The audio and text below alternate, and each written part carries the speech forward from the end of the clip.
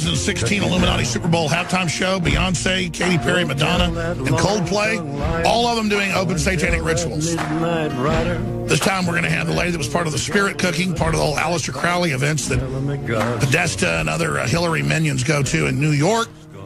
The high priestess admits these are real rituals she's doing. And old Lady Gaga loves to go to those. She's going to be ruling over everyone on top of the stadium, reportedly in Houston, where we've got Owen Schroyer and the rest of our crew down there reporting. He'll be popping in towards the end of the next hour. Roger Stone's popping in with a lot of new developments inside the Trump administration. But a lot of people are going to ask me, hey, why are you even here on Sunday when the Super Bowl's on? I could care less about the Atlanta. What are they? The Atlanta whats? Seriously, I'm having a Falcons. The Falcons.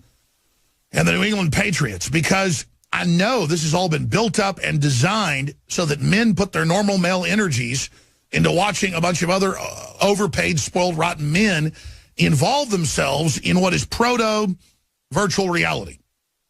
Sports is the original simulation of business and family and war and life. Sports is mainly war-type competition carried out.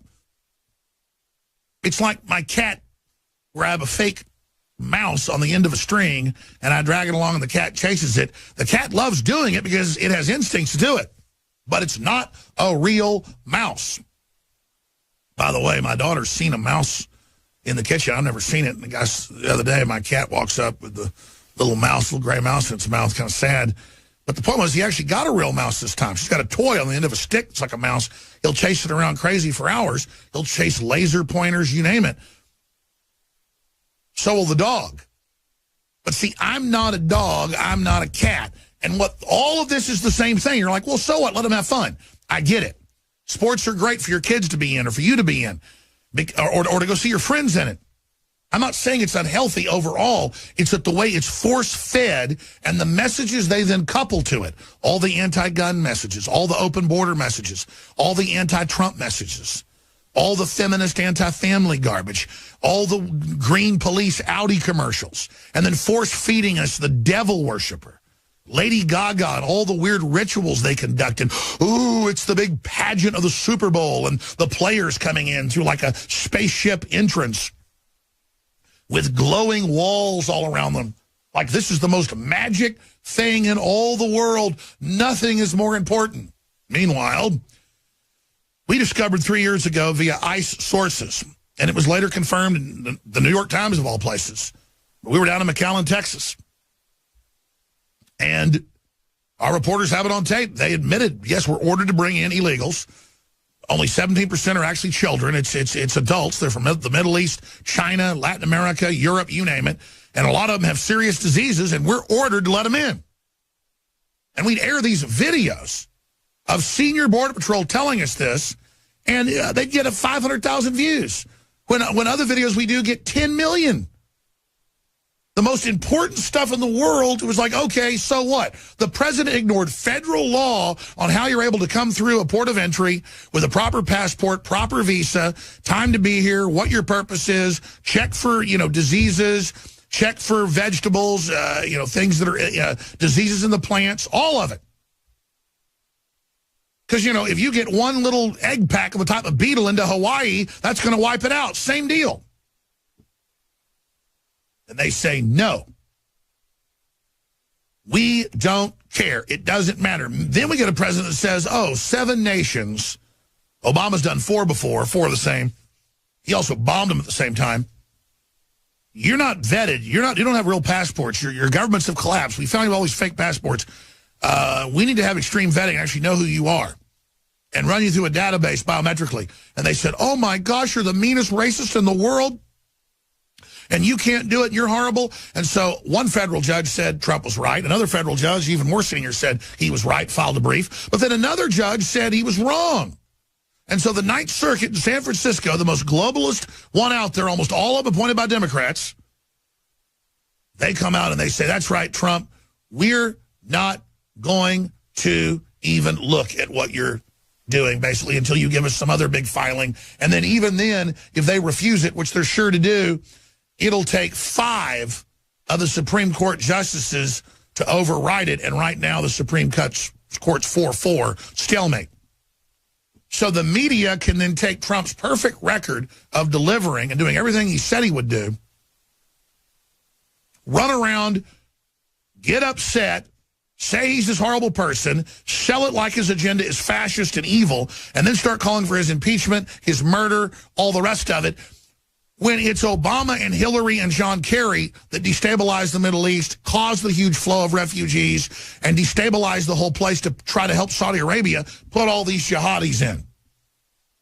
So while we're all busy here, even debating what the media is doing, understand,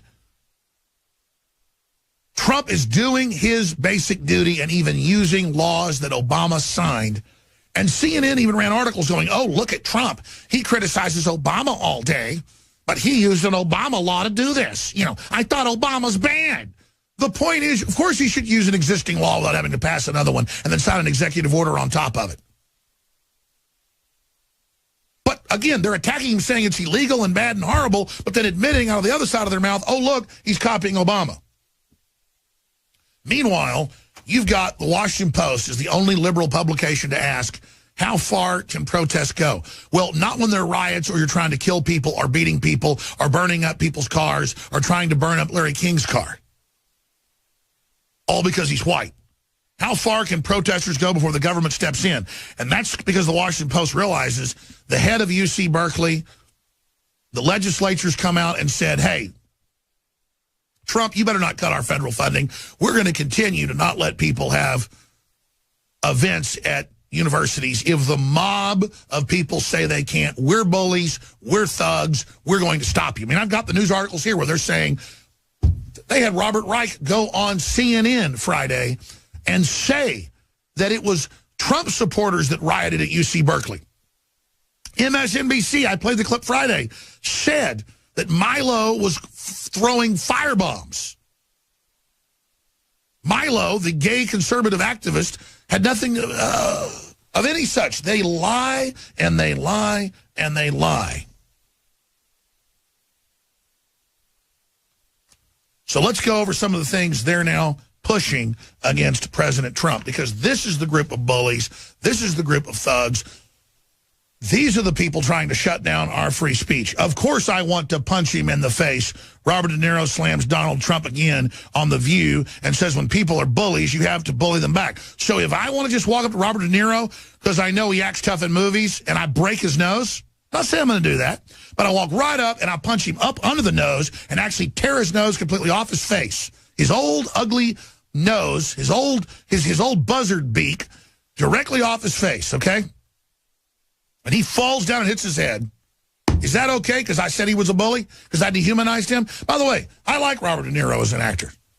And I think he's right on vaccines. Hey, buddy, you got censored with a movie you tried to show about vaccine dangers. Donald Trump is putting Robert Kennedy Jr., who you admire, at the head of a commission to find out. This is wounding millions of people a year, killing thousands and thousands. The government knows it's been declassified. Why don't you not get bullied by peer pressure and do the right thing, De Niro, and actually find out how good Donald Trump is? Donald Trump's reenacting Glass-Steagall, something that everybody agrees you need except the globalist. So banks can't run scams. He's trying to get money back to poor people. He's trying to cut taxes on poor people. He's trying to kill carbon taxes. The TPP, totally illegal, global government. Talk about checks and balances. Our government had sold us out to it without even having a vote. Trump just killed it. But the media is saying he's ineffectual.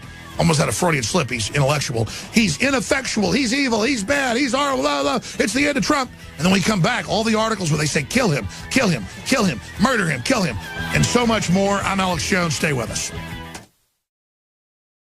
This has been adopted as of 2017 by the Department of Defense. All four branches of the military, Combat One. And guess who in the spring of 2017 has the exclusive right to sell this to everybody else but the military? Infowars.com. I want to commend Q and Patrick and the rest of our team. I want to commend Combat One for getting the big Pentagon deal. And I want to thank them for supporting us because they know we support America. We are the exclusive source of Combat One skin and muscle optimization, field foam, field spray, skin and muscle optimization, and broad spectrum hygiene tactical bath. Contains 8 pre-moistened cloths. Ladies and gentlemen, these are incredibly affordable, and they have patented proprietary systems that annihilate germs, you name it, across the board. That's why it's been adopted by the Pentagon, by the Defense Department, system-wide. I'm going to go over some of the numbers, some of the proven statistics, and the claims that Combat One can make right now. Never before has the public been able to access this new Combat One military-grade hygiene technology used by special operations to maintain hygiene during survival situations. Studied for safety and effectiveness by St. John's Medical Research Institute, St. Jude's, and the American Journal of Infection Control. The technology behind Combat One wipes kills bad bacteria while leaving beneficial skin bacteria unharmed. That's the key buffer. The toxic wipes, the sanitizers kill everything, including your immune system. They lower your fertility. It's all admitted. Combat One is able to do this naturally by only targeting the bad stuff. And again, it's all patented. It's super secret. 12 years, Special Forces testing it. This is something every info warrior needs to order, needs to have in their home, needs to use in their daily lives, whether it's cleaning your guns or your own skin, or when you're out camping. This is the game changer. The entire family of Combat One is available exclusively at InfoWarsStore.com. Just coming back from the river where I was using one of our water filtration straws, a certain device we sell here at InfoWarsStore.com, and I had smacked my knuckle pretty hard the other day with my knife after cleaning one of the animals. So I'm going to use some Combat One foam, show you guys that we actually use it, how well it works. This wound's been open for about 5 days now. I just dipped it in and out of the river, so just a better safe than sorry.